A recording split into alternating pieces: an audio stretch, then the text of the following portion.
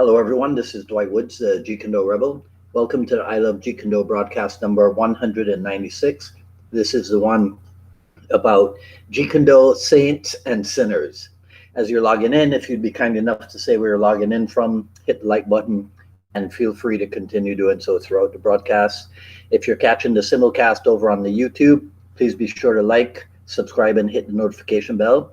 And if you enjoy my work and you'd like to support the program, please visit jkdrebel.com, click on the Rebel Gear link, and that's where you'll see stuff like this, the Jeet Kune Notables coffee mug, also available as a t-shirt, long sleeve, short sleeve, and pullover hoodie. But of course, the best thing you can do is to share this video and spread the word about the I Love Jeet Kune broadcast. So I was listening to one of my copywriting teachers yesterday, and he popped up this image. I grabbed it. Let me get it up here for you. He popped up this image of Albert Einstein that said, if you can't explain it simply, you don't understand it well enough. So I thought that was quite apropos. You know, anytime that you have a scientific axiom or something, and the word simple or the word direct or even the word effective shows up, then we somehow rope it into being part of the Jeet Kune discussion. So that's exactly what I did here. If you can't explain it simply, you don't understand it well enough. Now, the reason why it was actually appropriate to this is because there are religious teachings where to sin actually is the meaning that they take for sin is to miss the mark.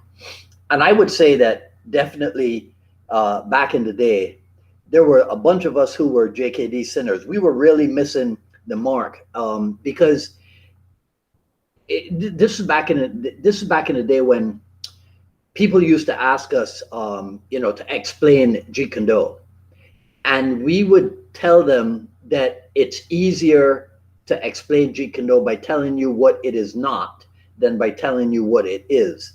So I was thinking about that when I saw the Albert Einstein thing. We didn't have a simple way of explaining Jeet Kune to people, and that's a sin. That's missing the mark. And apparently, it is still easy to this day, not the old days, the present day.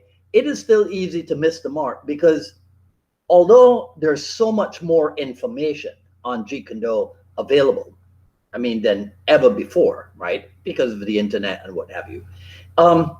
Apparently, the level of intellect that's accessing that information or that is interested in that information, the level of intellect does not seem to be commensurate with the amount of information that's available. Right, so we have a high level of information, but we don't necessarily have a high level of intellect looking into Jeet Kune matters.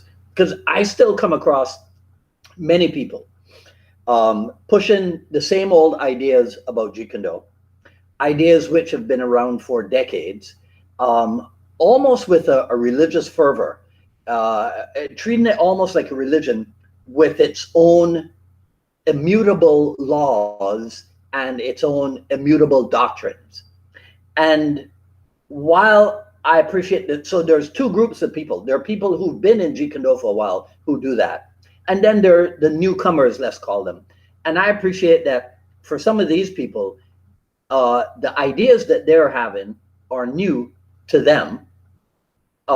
So sometimes it can be a challenge to be patient with them, but you have to cut them slack because they're now coming on board. It's the ones who've been around for a long time.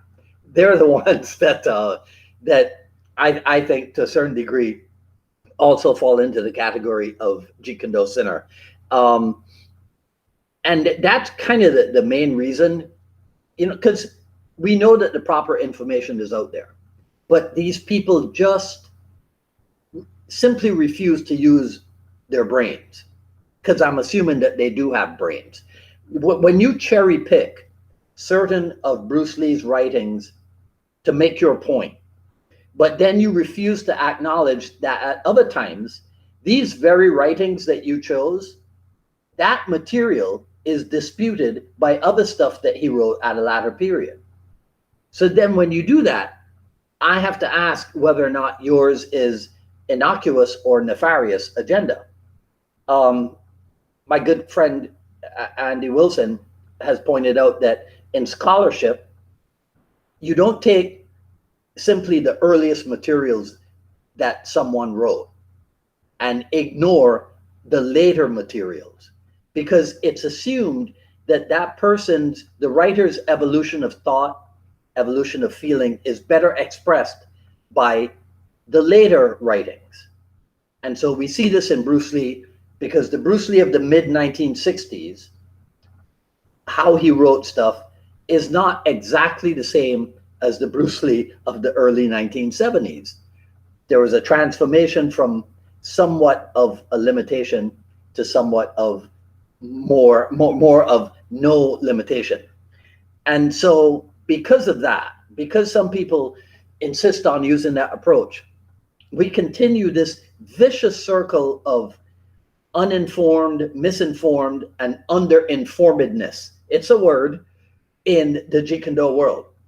Some take it so far that they choose to differ in opinion with people who were there at the beginning of the Jeet Kune Do universe.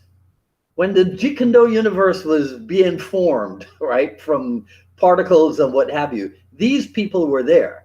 And then there are people who think that it behooves them to argue with these people or to cast aspersions on these people. Now, let me make sure you understand that. But let me make sure you understand this also. There are no true saints in Jeet Kune Do, right? Many, if not all, have sinned in some way. They have missed the mark, and they have fallen short of Jeet Kune Do's heavenly glory. In JKD, we have people who have misconstrued the depth of their involvement with Bruce Lee. We have people who have tried to take advantage of a spurious relationship. We have people who have tried to supplant the legitimacy of other people. We have instructors who tried to steal students from their colleagues. We have students who tried to steal schools from their instructors, and on and on and on and on. I guess every area of dastardly behavior, right, that you could think of, we have it in Jeet Kune Do. So there are no true Jeet Kune Do saints. But that doesn't mean that there aren't dedicated JKD evangelists out there. It's just a fact of life, a universal truth, so to speak. Wherever there's a true evangelist, a true disciple, there's always a charlatan. There's always that proverbial, what do they call it, snake oil salesman.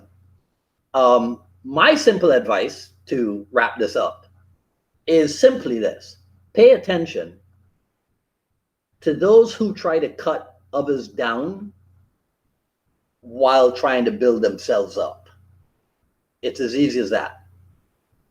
Because we all know this: it's possible to do your own thing without ever having to say anything about someone else's thing. Okay, so that's it. What say you? Do you think that only certain parts of Bruce Lee's writings matter, and then the ones that don't suit your purpose, they should be discarded or disregarded in some way? Or should we be looking at this Jeet Kune Do thing in all of its totality, as people would say, warts and all? Please let me know what you think in the comments below, and that's all I got to say for this video. If you like what you heard, please comment, rate, subscribe, and hit the notification bell. Follow me on Twitter at Dwight Woods and on Instagram at Dwight D. Woods. Coming up on Friday, October 8th, Jeet Kune Do Dialogues episode with Sakan Lam of Core Combat in Chiang Mai. Should be at 6 p.m. Eastern time. Today's an orange day, so I got my little logo happening here, rocking my support for Mark Stewart's Indigo Ranch project. It's kind of stalled now because of the whole COVID thing, but It's a great idea. Mark has posted recently on his Facebook page about the project, so I encourage you guys to take a look over there and see what it is that he's trying to do. And like I said to him, fingers crossed for the best of luck in the future. All right, so that's it for today. So I'll see some of you on Friday for the Jeet Kune Do Dialogues. If not, I'll see you next Wednesday for another issue of the I Love Jeet Kune Do broadcast. Until then, this is Dwight Woods, the Jeet Kune Do Rebel, signing off. Enjoy the rest of your day. Take care. Talk soon.